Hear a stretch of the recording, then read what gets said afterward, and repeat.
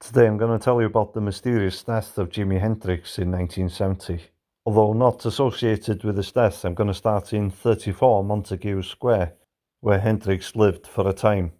Then I'll show you some locations which are linked to his death. It used to be owned by Ringo Starr in the 1960s, and it was the first flat that John Lennon and Yoko Ono lived in together. And it's also the place where Paul McCartney wrote the song Eleanor Rigby. There's a plaque here for John Lennon.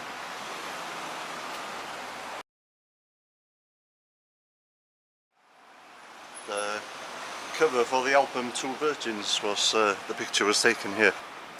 And Jimi Hendrix lived here for a time, but he was evicted by Ringo Starr after he painted the walls black.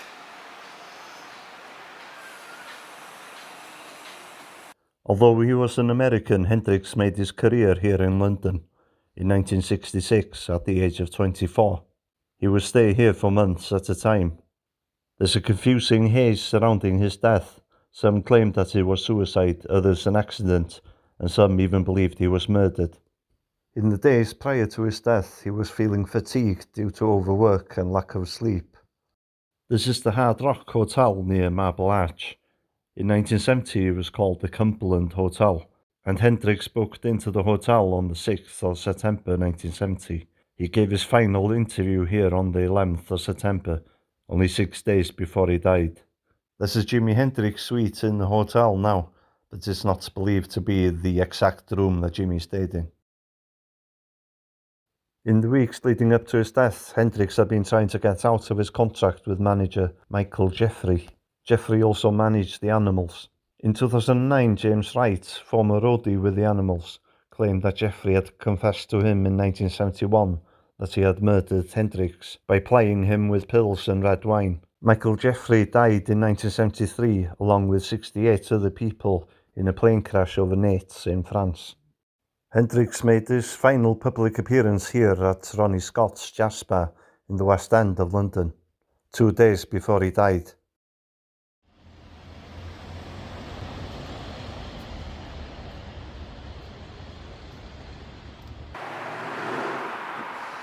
Okay, this is 21 and 22 Lambstone Crescent in Notting Hill.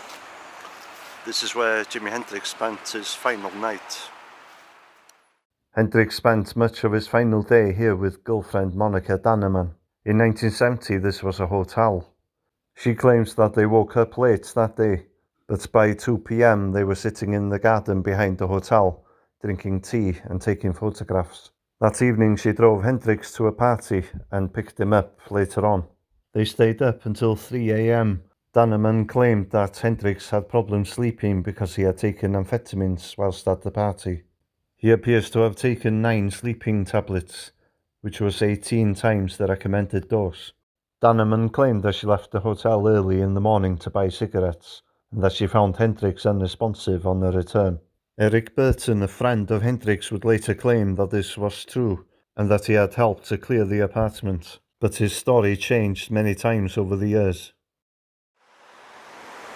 Many people think that he actually died here, and he was already dead a couple of hours before the ambulance arrived. But I don't believe that story myself, and I'll explain why later on. Just show you something around the back here.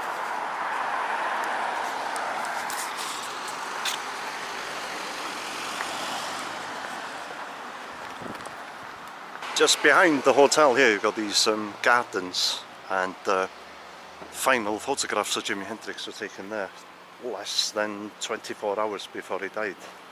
The photos were taken by his girlfriend and show a seemingly happy Hendrix posing with his favourite guitar, which he had named Black Beauty.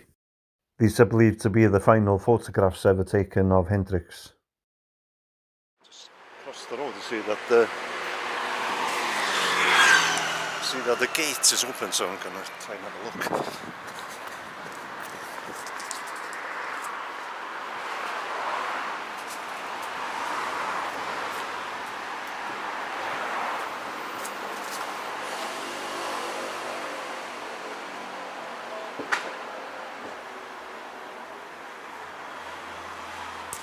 actually seems to be open to the public, so I'm going to go and have a look.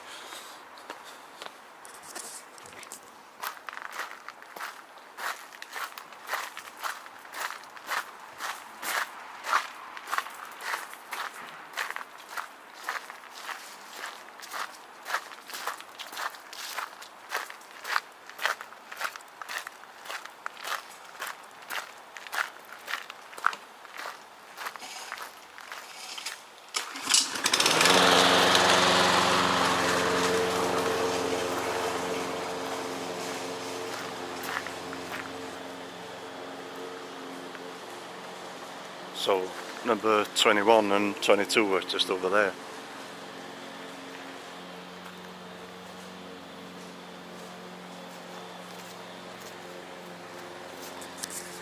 Surprised this was open, because I thought this was like a private place for the people who live in these houses.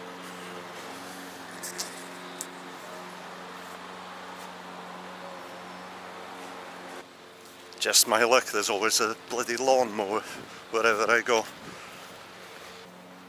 Yeah, it's almost impossible to find the exact location where the photos were taken. I was a pleasant surprise, because I thought this garden was close to the public. Obviously not. Maybe I was wrong about that. I was trying to leave the gardens and the gate was locked. So maybe I wasn't allowed in there after all. I asked the groundsman and there was another gate that was open anyway.